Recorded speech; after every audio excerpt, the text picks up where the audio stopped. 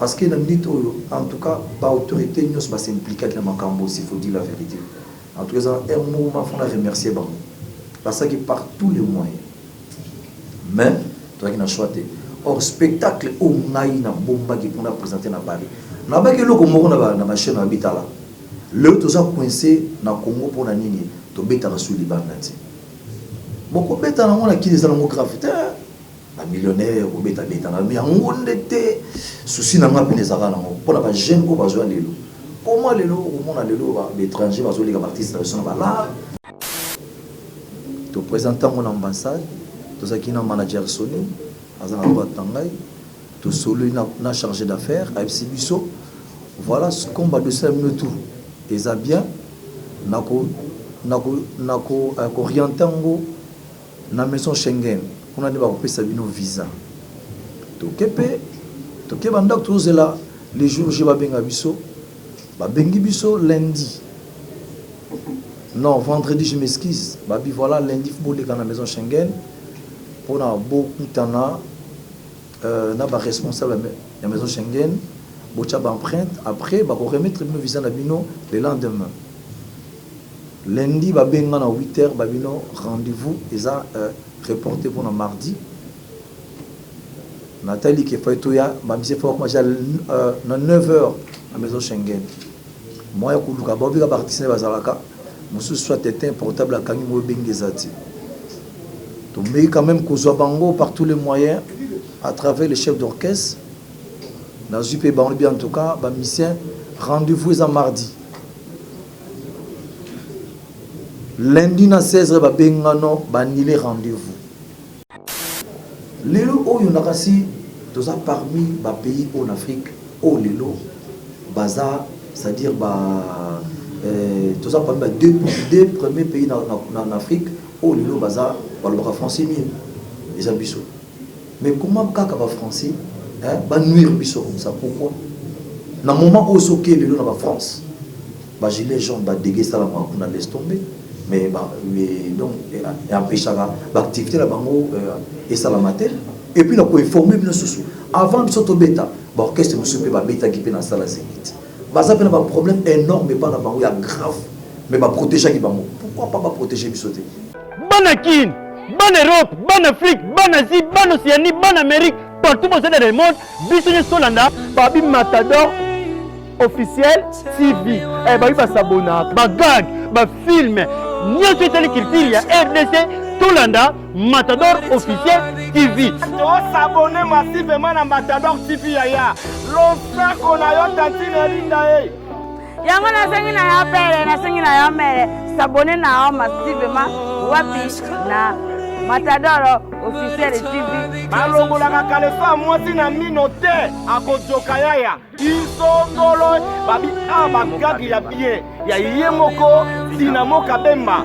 Bakemba ya basabona kaka balobaka on sait jamais ba binada ba ma copine nada ya to s'abonner. Matador officiel TV. Ya mon pepasika. Matador officiel TV. C'est pas appareil. Ayuna. Nasubi ya basabona kaka babi Matador officiel TV. Nada. Bonjour, bonsoir partout au monde. Comme je disais toujours et je l'ai dit, j'ai confirmé. Merci de la considération de la vie. Donc, toujours vous continuer pour s'abonner, pour partager l'émission.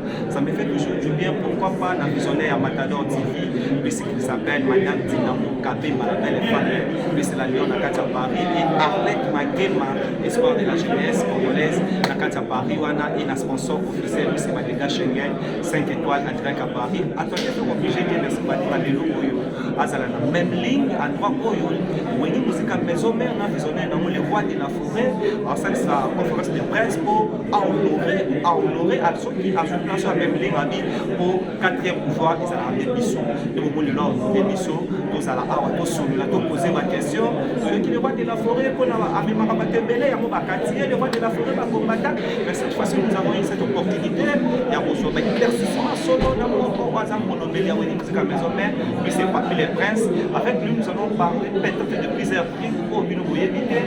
La question est aux alliés, la réponse est aux alliés, mais vous avez tout ça, l'analyse, à peu près, nous voyons la plateau, à ce moment-là, il y a un élément qui est là, je vais de retirer, je suis avec Papier les Presse. Si vous bien, nous avons le même langage. On voit déjà comment on fait ça que j'ai dit. Bonjour mon frère. Oui, très bien. Il y a de certains gens qui ont salué très bien froid, la matador officielle, frère mise à la région, papier les places, ou les anarabes, pour ça. Comment on a pour appeler le prince qui t'a parlé? Le prince va appeler ça quand on a marché avec lui. Parce que parler au moins, on a des élections à cette parce qu'il y a un marché, on a un marché. Quand ça presse, on a un marché. Mais la presse n'est pas la mission. Oui, on a oublié les locaux. Tous ça l'émission, tous ça l'émission, c'est le coup. Il y a un sur le nom, il y en a sur le nom. Dès qu'on menace, tous ça a expliqué, tous ça déjà la même ligne. Tous ça la conférence des presse, il y a président la mission où il reçoit. Oh, il y a un banabino, après, on a ça l'émission. On a tous ça l'émission. Il y a pas sa présence que tout ça dans la même ligne. Tout bazar. Si on met Bazali, Pédéna de Bazali, Juliette Bazali, sénateur Bangola Bazali, au monde y était Coco Saki, au monde y est. Donc c'est-à-dire que je vais mettre oignon sur ton caisse, c'est ça. Vous même il y a 10 mots l'héritier. Donc expliquez que tout ça déjà tout ça c'est arrivé à les rois de la à comme pour la conférence de presse. Il y a un expliquer nous, tout est l'équipe. Après, on va jusqu'à un bon moment, on va pisser. Il y a une cette émission avant de continuer. On est autorisé pour y mettre. Donc c'est à dire la suite.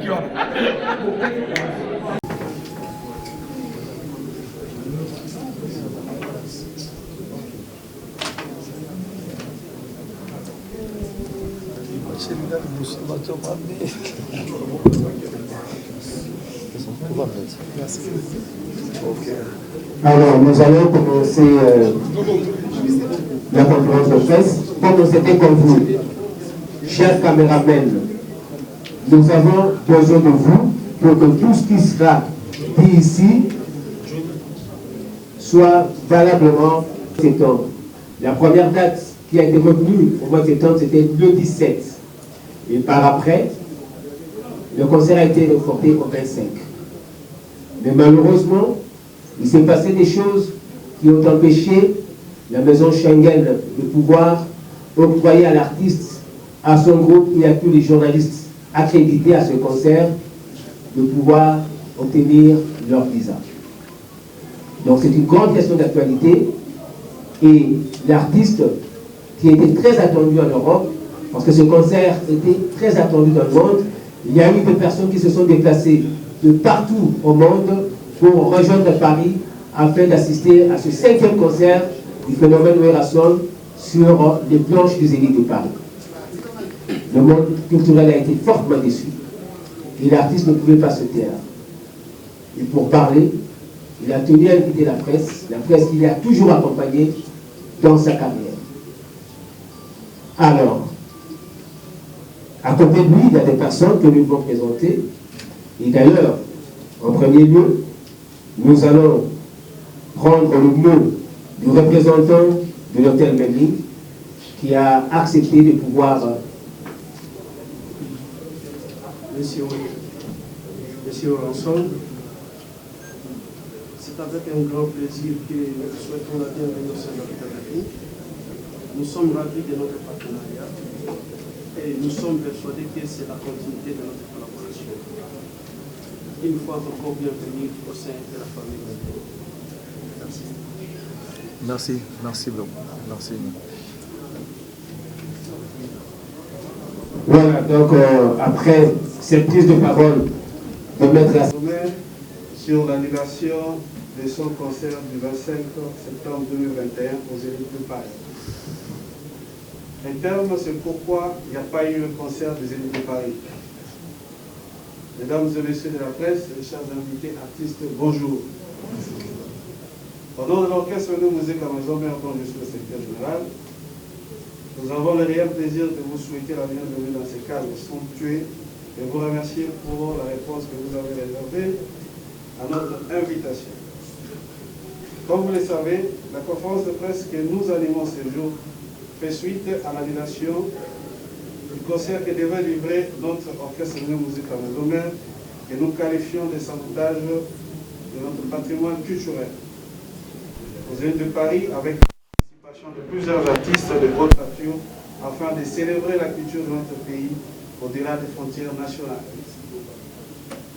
Il nous soit avant tout permis de remercier avec responsabilité Son Excellence Monsieur le Président de la République, Félix Antoine Tshisekedi Tshilombo, dont l'expression s'est manifestée à travers les différents membres du gouvernement des Warriors pour la réussite de cet événement culturel. Ainsi, saluons l'implication du vice-ministre des Affaires étrangères qui, en l'absence de son titulaire en mission, s'est investi pour offrir aux artistes et autres membres du groupe de l'Orchestre Musical Mazomer des conditions optimales de sortie du pays. Notre reconnaissance s'adresse également à Madame la ministre de la Culture et des Arts, à Monsieur le ministre de la Communication et des Médias, à celui de la coopération régionale. Ainsi, nous tenons à remercier également tous les artistes musiciens, comédiens, acrobates et journalistes qui s'étaient associés au groupe Mungue Musical Mazomer pour la matérialisation de ces concerts de grande portée historique. Et nous les prions de ne pas baisser les bras, mais demeurer unis comme le 5 doigts dans la mer pour sauver la culture congolaise qui est en danger. Car, dit-on, un seul doigt ne touche pas l'arachide. Nous ne pouvons oublier les fanatiques de l'Orchestre Musical Mazomer disséminés à travers les continents qui ont perdu et qui ont répondu positivement à l'appel de l'Orchestre Musical Mazomer pour la réussite de ces concerts.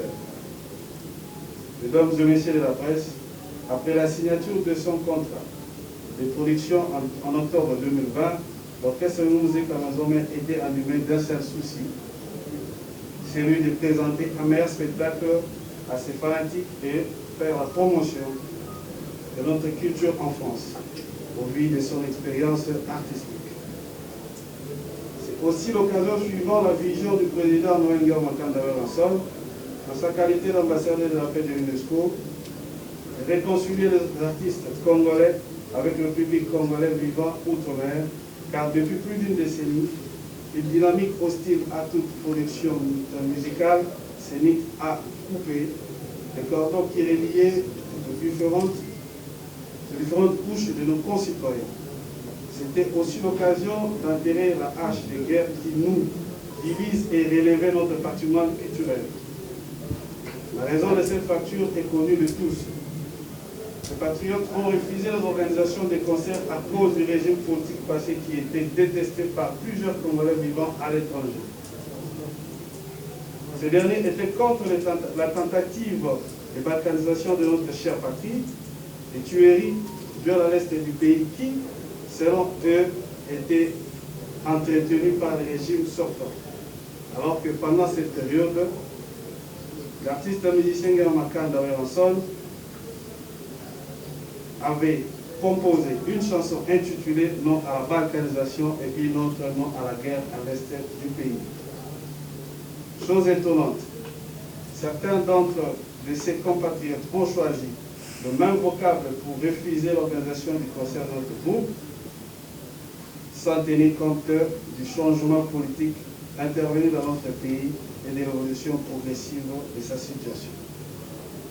Fort est de constater que cette minorité isolée des Congolais s'organise en bandes usant de violence et proférant de menaces contre la valorisation de notre culture et l'échange culturel existant entre nos deux États.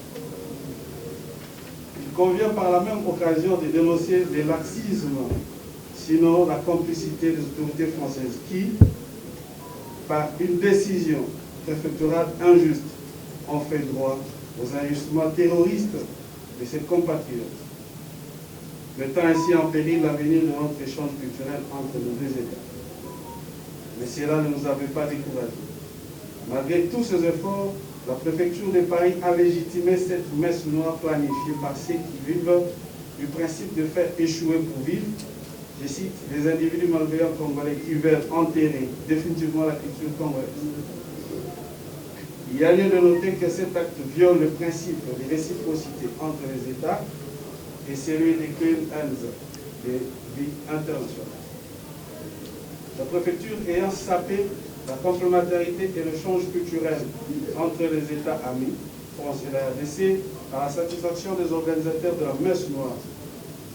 Le comportement de l'autorité administrative des services de sécurité de la France ne confirme pas que Paris est la capitale culturelle du monde que nous estimions. Car elle nous a prouvé qu'elle n'est pas en mesure de prendre des dispositions sécuritaires pour gérer un groupe d'individus isolés, bien identifiés, dont certains ont été déclarés personnes non grata, alors que la France est parmi les 5 membres qui ont le droit de veto dans les conseils de sécurité des Nations Unies et fait preuve de sa force militaire au Mali et un peu partout là où il y a des sérieux problèmes de sécurité et de manque de paix. Mesdames et messieurs, le concert a été interdit par la préfecture de police de Paris parce que, je cite, Werason était proche de l'ancien président Joseph Kabila et également proche du président de la République, Félix Tshisekedi, qui venait d'ailleurs de faire, il y a de cela 1 an, le meeting d'appel aux investisseurs congolais et étrangers en France et partout ailleurs, sans qu'aucun individu ne s'approche pour troubler l'ordre public français. Mesdames et messieurs les journalistes, permettez-moi de rappeler à notre partenaire qu'entre les États, il y a des intérêts à protéger et à entretenir et non la paume des discordes à satisfaire. Refuser le concert avec comme alibi le manque de sécurité, c'est dire que l'impossible est française. C'est donner également les diplômes à ces soi-disant contestateurs et opposants au régime Tshisekedi qui sont censés respecter les lois et le principe du pays qu'ils ont choisi comme second État. Mesdames et messieurs de la presse, en tant que victime de la discrimination culturelle encouragée par les autorités de la police de Paris, qui ont même décidé outre le trio et qui se sont permis de citer le chef de l'État, notre président de la République, sans scrupule, sous prétexte de leurs raisons évoquées dans leur décision d'interdire les concerts. Par conséquent, cette accusation fortuite et non justifiée nous pousse à demander aux autorités de notre pays de tirer toutes les conséquences diplomatiques sur ce manque de collaboration culturelle des autorités françaises. Mesdames et messieurs de la presse, nous ne pouvons clôturer sans remercier Monsieur le producteur du concert de l'île de Paris pour sa marque de confiance à l'endroit du président Noël Makanda Werason et prions le bon Dieu de lui rendre tout ce qu'il a perdu. Aussi remercions-nous enfin tout le monde qui avait contribué de loin ou de près pour la réussite de l'événement. Werason est et demeure artiste. Que vive la culture congolaise, que vive la RDC, nous vous remercions. Même ligne, à côté de Maître Hassani et à côté de l'artiste, à droite de l'artiste, vous avez quelqu'un que vous connaissez très bien, une grande vedette du monde du théâtre populaire chez nous. Il s'agit du phénomène Issobé. Issobé, mettez-vous debout pour saluer la presse. Voilà. Et à gauche de l'artiste, nous avons également une autre vedette du monde du théâtre populaire. Il s'agit de Nada. Nada. Voilà. C'était là. Ce sont là 2 artistes qui figuraient parmi ceux qui étaient attendus également sur le plage des élites de Paris, parce que le phénomène Werason avait tenu à inviter, outre ses collègues artistes musiciens, des artistes portant le nom d'organes, et vous poser la question. Je souhaiterais qu'on ne puisse pas poser 2 questions afin que tout le monde qui voudrait bien s'adresser à l'artiste puisse en avoir l'occasion. Alors, qui le premier se jette-t-il au fil? Je suis là.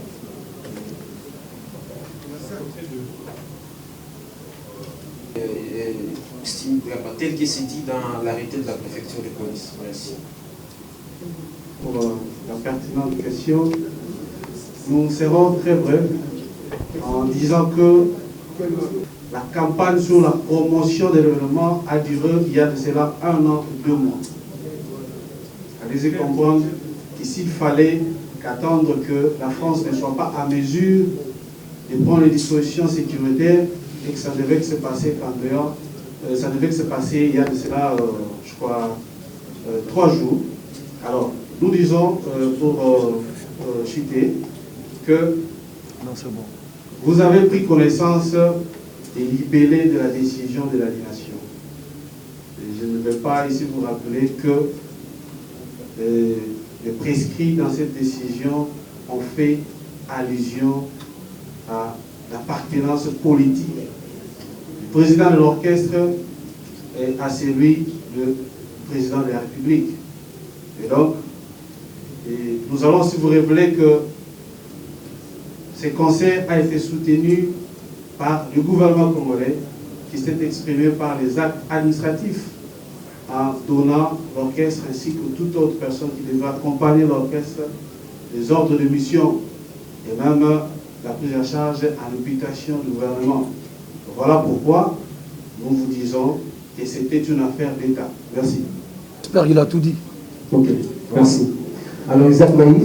Makambo Komile, Isaac Tenza, un moment dur aux artistes à se traverser. Et sinon, monsieur nous sommes que le concert fallait qu'il s'en aille, mais le concert est connu annulé. Mobile, Péclic, et on dit à partir à Wabi, parce que déjà une semaine avant, on a annoncé qu'il y avait un complot tout autour, il y a Makambo les Zégosa.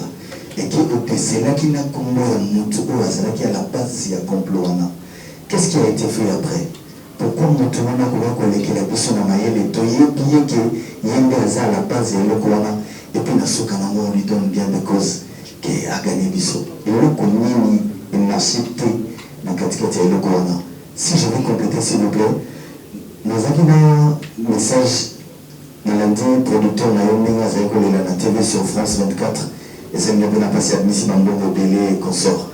Mais est-ce qu'aujourd'hui, tu as ça la peut-être procès, le goto collé, préfecture, il y a Paris, que tout le la justice va être sur la mobile, les amis, parce que les pétons sont été engagés, la canopée, ça m'a dit, vous faisiez écoute, on va la Bible, après si vous êtes foot, aussi vous foutez déjà. Mais surtout, ça fait une perte pour l'équipe. Nous pour le producteur. Est-ce que procédure nouvelle juridique que vous après ou tout ce qui est Karawa, tout le sanité et puis c'est tout. Merci beaucoup. Merci. Alors, je vous informe que la conférence est bilingue. Donc, comme Isaac Maï, vous pouvez poser des questions dans le Lingala. Alors, bon, on a encore remercié presse, des news Boye pour répondre à l'invitation à Bissot. Vraiment, c'est un grand plaisir pour l'Angap et pour notre groupe. Parce que sans la presse, ok, c'est Zati. Nous de Bolsal, Bosaka, on passe un message dans nous partout. Pour la bateau, Bayo Kabiso, Baïba, qu'est-ce que Tolili. Vraiment, encore une fois, je vous remercie beaucoup. En fait, le problème de Nabiso, j'espère, ceux qui, Bomoningaï, Lelo, n'a bien ciblé tout, pour n'a pas comprendre, ma campagne, où est l'équipe, dans le groupe Nabiso Mesomère, où ils allaient qui, événement, communé et tout le monde, on est causé là, mais, et ça l'amitié. Bon, faute na biso te, c'est-à-dire biso, tout le monde tout ça la moussala où il fallait tout ça là. Mais boibika ba main noire et ça engagé na makamutu. Auto ba senga ki biso to pesa ki ba. Ba carte de vaccination, autorisation des sorties. Voire même j'espère boiki ndenge c'est jodi koloba, to za ki même na ba document légal du ministère de la culture. Hein? C'est pour la première fois va remettre un groupe pour tout et pour défendre Mboka à l'étranger. Tout présentant mon ambassade, tout ça qui est un manager sonné, tout solo n'a chargé d'affaires, à Bisso. Voilà ce combat de 5 minutes. Et ça bien, nako orientango na maison Schengen. On a dit que ça vient visa. Donc, là, les jours je vais à Bisso, Bisso lundi. Non, vendredi, je m'excuse. Voilà, lundi, il faut aller à la maison Schengen. Pour beaucoup de temps, on responsable de la maison Schengen. On va empreinte. Après, on va remettre le visa le lendemain. Lundi, on va à 8h, rendez-vous. Ils ont reporté pour le mardi. Nathalie qui fait tout ya, bah monsieur faut que moi j'ai 9h à la maison Schengen. moi ya kuluka babika artiste bazalaka musu soit éteint portable à kangi mo bengezati to mais quand même kozwa bango par tous les moyens à travers les chefs d'orchestre dans UP Banlieue en tout cas ba musicien rendez-vous à mardi lundi na 16h ba bengano ba nilé rendez-vous l'ambassade de France ba donc ba communiquer maison Schengen non en tout cas ba nilé rendez-vous na biso si ko ba musicien ba baka kino ba mardi na tongo moya ko atteindre bango ezala guité a te peut se retrouver na maison Schengen biso nyoso na tongo wana ba musicien ba je m'excuse ngaza ki na ndako ba benga biwera yaka rapidement ezana ma problème awa ba musicien ba tomboki obika ba musicien tamba yaka makamno événement presse azala toujours derrière bango pour na ko appuyer événement ba qui peut accompagner bango les ba bisi bango en tout cas na minute c'est-à-dire ba ni les rendez-vous na bino ba musicien ba qui choqué comment ba ni les rendez-vous et pourtant tous la visa dans 4 jours photo voyager to kende ko présenter spectacle na vision en France dans une de Paris et moi batiraimana après ngapé na ye na calmer bango na bino pas comme ça voilà ba benga pe na consigne na côté pe na kati absinga bon problème ezate biso to qui ordre l'ambassade de France comme déjà aussi to bon comme voyez quand même to ko peut ça no boyete ale bo futa ba frais à visa to ebi que na ba norme ambassade so ce que nous futa frais à visa c'est que déjà visa na visa à accorder les acquis s'il faut dire quoi to futi plus de 6000 et quelques si je ne me trompe pas d'euros to zakina CG yim ta futaki donc so ça qui peut wana mais si ça non le lendemain to benga bino pour avoir visa na bino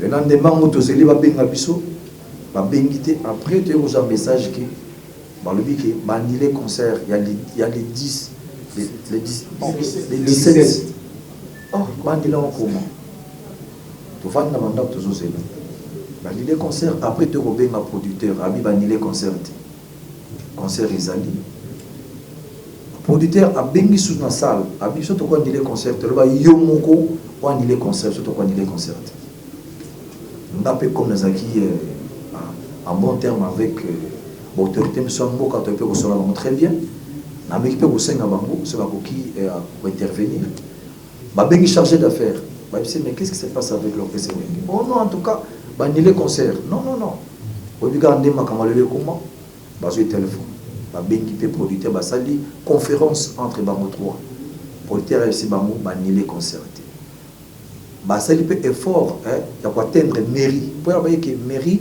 na préfecture le biso to ko ki jamais ko annuler concert ils ont la compétence na biso te ko annuler il faut le producteur lui-même ou bien salle ya zendo annuler concert là ba sali conférence il est chargé d'affaires azoyoka après les ba 4 lycée mon frère mais c'est quoi en fait et puis que va annuler concert mais producteur dit que concert ça tout équipé tous là tous à visa tout l'exi 3 jours 4 2 jours il faut que soit visa lundi ango yeka ka bengi sous à tout le bango est-ce qu'il y a pas moyen d'annuler le conseil de Werason à bengi sur préfecture il se met toi annuler pour quel but hein qu'est-ce qu'il a forfait tout hein toi annuler concert na yebo oh non trouble les akuna voilà machin à bengi sous na salle même personne wana baka après bon il carrément pote surtout que la pote te bien ça là ba bengi siko yo produit bi mais en fait bon on a quoi arranger na Congo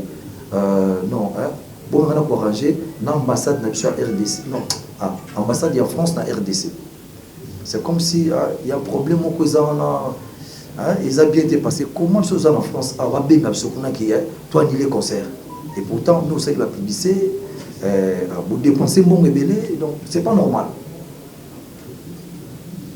L'herbe a bengi siko biso biso to yebise lisusu na tongo awangani na bino na ebilo koti après peut to vandika boy bobika ndenge zalaka ba revendication c'est normal parti c'est pas moi en tout cas mais pourquoi makama boy elikana star na biso ba keti na ambassade de France revendication c'est droit ba gi na ko betate ko bomate ba bika no popesa Werason de visa après bango ba bengi susu to za menacer ba ina ba bomba wa bazana batebele allez ba ko annuler concert na police à préfecture d'annuler concert moi police à préfecture dire d'annuler concert atindi na salle atindi le producteur atindi le ambassade et en gros c'est plutôt ça qui rentre bien en tout cas bon qu'est-ce qu'on peut faire parce que la minute en tout cas par autorité nous va s'impliquer dans makambo s'il faut dire la vérité en tout cas un moment faut la remercier bon parce que par tous les moyens mais toi qui n'a choisi or spectacle au ngai na bomba qui pour présenter na Paris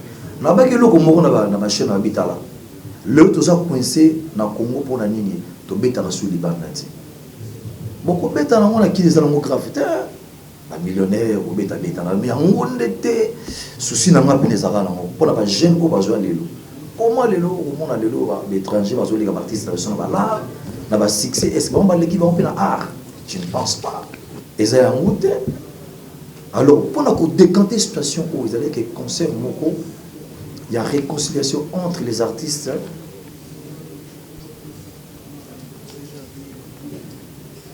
ok entre les artistes et la diaspora concert moko de la paix il y a un moment la benga que tous les artistes wa collègues nangai mais invité ki bango baya to sanga to sala concert moko pour tout fumo la piste c'est vrai comme nango normal muta ko beta concert na ye pour les gens bon allez tu petit concert ici mon frère Joan Zela Kelebo Joan Zela donc tout étouffé sur quoi Europe deux ça m'a kamndingi zalaki donc objectif nanga isaki pena ngona c'était pas pour nanga mo nga sala na ko beta nanga mo ezala mo bien mais natali que oh bon ba ndeko to sana bango batika ba métisse ya Nzela ya baba ya ba coin non ce qui nous les a que na beta kana Congo ya musique ne c'est une vérité et alors qu'on a so beta musique na ibi bato bazana kata salle na lancé Jean Pierre ti wana musique était faut bato mususu pe asika ba kotalanga wana des success star ya donc souci na nga pena ezala ki ya mwana mais to sali par tous les moyens na été temps pour na quoi accuser mutu mombo c'est pas bien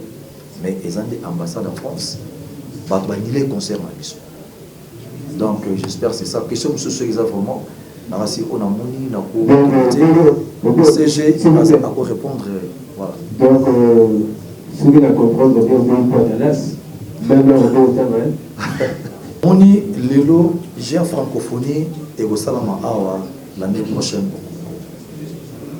ce n'est pas normal biso to ka puye francophonie mais ce biso to ça puye c'est bon Congo comment to ka puye francophonie et dans le sens bon c'est-à-dire où tu subir les lots ceux qui te réparer à monter même nos presses rosawa et dans la danger pour la culture na biso so na ben ça qui bino bien vous allez devant makambo botel mena eloko makasi lelo oyo nakasi toza parmi ba pays en Afrique au lelo baza c'est-à-dire ba toza parmi deux premiers pays en Afrique au lelo baza balobaka français mieux les abisso mais comment kaka ba français ba nuire biso comme ça pourquoi na moment où soké lelo na ba France ba gilet jaune ba dégué ça la moi on laisse tomber mais donc et empêcher ba activité la bango et ça la matin et puis la ko informer bien sous avant biso to beta ba orchestre monsieur pe ba beta qui pe na sala zénith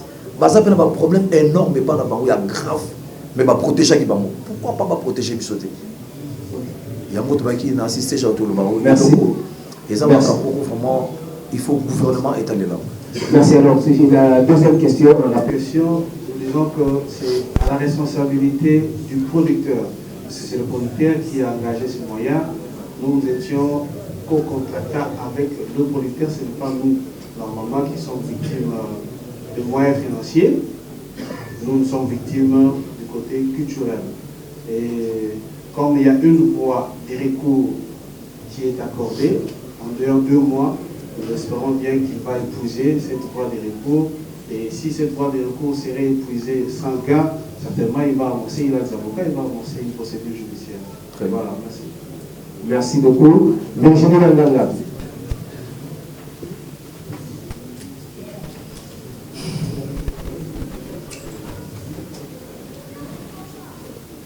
Très bien. Il y a Gossou Ezali, reproché aux à l'approche, il y a un gouvernement qui est collégapé, un gouvernement actuel. Est-ce que musique et influence à la politique Nabiso? Et puis, tous ceux qui ont fait l'élection en 2023, une élection politique, le carabino Boyemba. Pour l'avenir, il y a une musique à maison mère sur le plan scénique au niveau de Poto. Ceux qui vont venir en son à Yemba, l'élection pour en 2023, est-ce que en son a courage à Boyemba? Bon, dire que nous avons un niveau. C'est un qui est artiste musicien, ça est libre. Mais il y a en 2023 des échéances électorales. Ceux qui, par exemple, le pouvoir actuel, le pays pour mener campagne en sa faveur, vous avez un courage à vous dire. Voilà les deux questions. Merci Virginie. Métier tout ça là-bas, ils ont sans frontières. Ce qui est bien pour que nous mettons en concert, le problème est dans la beauté. Tous les artistes et musiciens. Cause à la camarade, soi-disant, il y a autorité, il y a chef de l'État. Ça n'a rien à voir avec la culture. Et l'Okomoro et Okabolana, ils ont dit. Tant que tu as un conseil, ils ont un contrat de production. Ce n'est pas, ils ont une convention avec le gouvernement. Ils ont un contrat de production. C'est-à-dire, au Béti, au Longo, aux hommes. Il y a ça qui m'a dit, au métier de la même Oyo, même à ta coup de passer dans la église. Ce qui m'a caboté, ça va pas contenter. Mais comment on a été à dire comment on a contenter? Je m'excuse, bon, ma frère n'est pas journaliste, ma vidéo, ma image. Et quand on a une plateforme, le streaming, les copyright, les algorithmes, ils ont protégé ma œuvre, ma revenu dans les années, s'il faut dire la vérité. Ma camoufle, ils ont des mois. Donc, ce qu'on a acquis, nous ne sommes pas des politiciens, nous sommes artistes et musiciens. Les lots sont venus sur la bénédiction, il y a Robert dans la musique, il y a Robert en fête. Ngai Boulvana, tu m'as Robert à l'époque à Mobutu. Tu bêta la Badolité, tu bêta la Nzanga Mobutu. L'air Toya, tu bêta les Kabila de Père. Na 1+4, na bêta la Jean-Pierre Bemba, na bêta la Roubero, tu bêta la Joseph Kabila Kaban. Hein? L'air, le père, non, attends.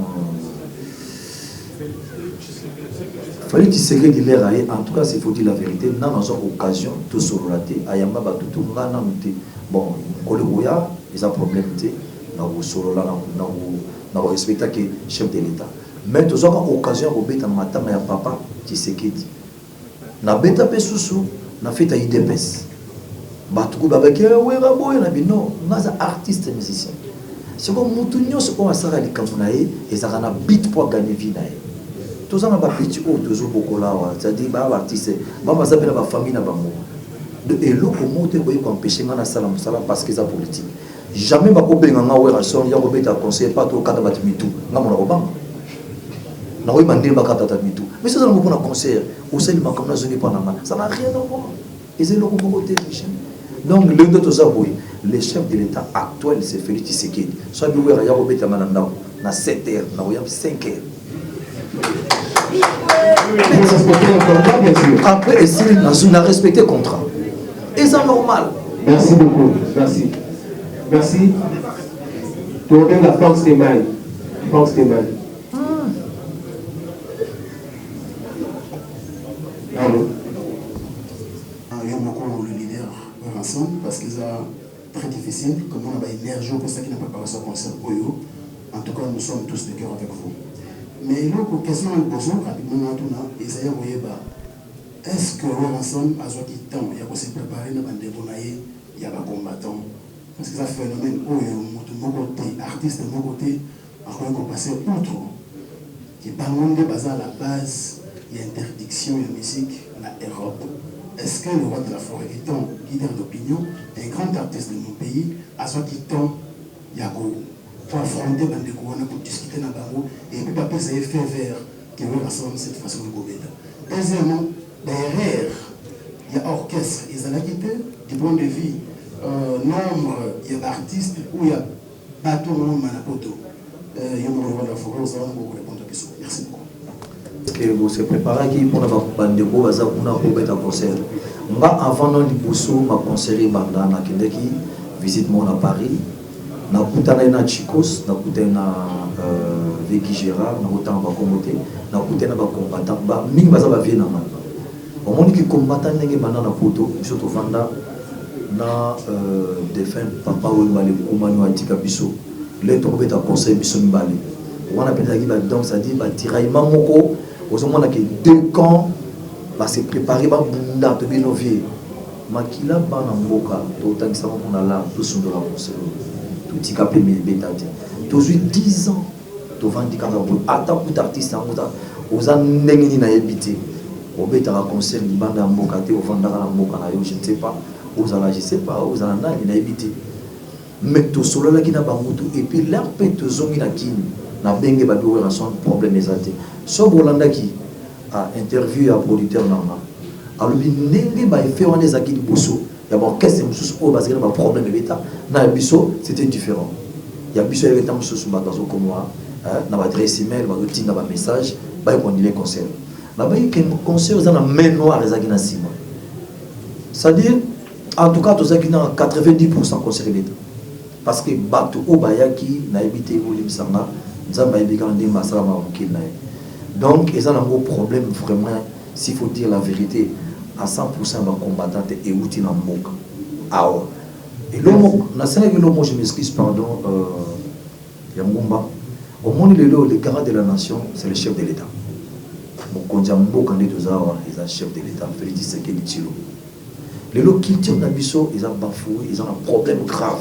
Tabiso sali makambe belé mais ba pecho bazo bimana sa binote ba succès ba jour et ba mois ma be makasi on ça la succès à 4 mois té ou mis album 2 mois eza risque pour na ba pecho bazo bimana lo eza peu plaisir à trop vendre boye au lieu so kuta héritier bazo yembaye bazo beta bien voilà inchallah c'est bon au yoki et ça on se fait bien kozo mona ke bazate ka ba étranger na kata mboka na bino or chez bango pe bazana solidarité na bango entre eux balinga pe bisoté sur de tout kanga maboko et aussi maté nga idée na loba ki moni gouvernement ba s'impliquer qui na makambo yo na ko remercier ba monyo so ba tout voire même deuxième personnalité mboka le professeur Bahati Lukwebo à Benga présent et assemblée à Benga voire même les conseils des chefs de l'État à Bengi ministre de la culture à Bengi. Il y a formation à Bengi. Hein? Il y a tourisme à Bengi. Il y a sport à Bengi, il y a culture à Bengi. Mais toujours négatif. Baboui. Alors, dans les côtés, bon, après tout, président de la puissance au Lelo actuel, Azar beaucoup présent, il y a francophonie. Non, Azar présent, je m'excuse, il y a Union africaine. Voilà, Union africaine. Azar présent, Union africaine, c'est-à-dire, il y a bitne ezaki pour la Kobunda, pour la culture et mata et qui les liboso. Alors moi je pense les loups nganabino on a dit penser nana mon d'abord qu'on décanter les Cameroun et chef de l'État le soir à ce cas femme a bengi collègue le président Macron a dit mes collègues et qu'est-ce qui se passe avec ma culture Mbokananga moi je vais conseil à pas mes amis au monde entre bango bah on peut quoi arranger problème dans ce niveau de entre les combattants et bah il va raniper le monde c'est pour dire la vérité pour bah dégâts où ils ont en France en Congo ils ont donc je te dis ils ont grave mais bah on va quand même qu'on résoudre moi je pense ce que le chef de l'État a télémé le encore 2 fois le bango a bêti le bon on a mis ça mais quand vous avez décanté on a dit opinion normale. Merci beaucoup. La deuxième question. S'il vous plaît, selon Franck Stéphane, liste, il y a eu un petit proco quoi. En ce qui concerne la liste, il y a une délégation, il y a musique à maison mère. En fait, il y a un nombre exact. Là, ça va vite fait. Là, on a exagéré si vous dites la vérité. Nga n'avait un concert à live. C'est-à-dire, ils ont été cassette. Non. Ba guitare zobeta, drum zobeta, ba chanteur bazoyemba, ba acrobate bazali, ba danseuse bazali. So calculé que nous avons 5 danseuses, ba acrobate bazanga 4, ba chanteur nanga baza 12, ba instrumentiste nanga baza 15, to comme ataba 30, ataba 29. Et puis na qui na ba invité. Nada za qui invité, to za qui na ambassade et ceux za qui invité to na ambassade. Sans compter artistes et mususu oboyebi comme président Jossar Azalaki invité, Maman Mirabel Azaki invité, Bayuda Peaki Azaki invité, Tchalamon n'a pas invité, Vie de loin Soudiata, sans côté Bazana Poto, Awilo Longomba, sans côté Jibé Bazalaki Wana, Fabricas de Tozaki. Voilà, Bossiko nombre en mots côté, est-ce que l'issue à 15 personnes? Liste à 15 personnes, ça va, ok, merci.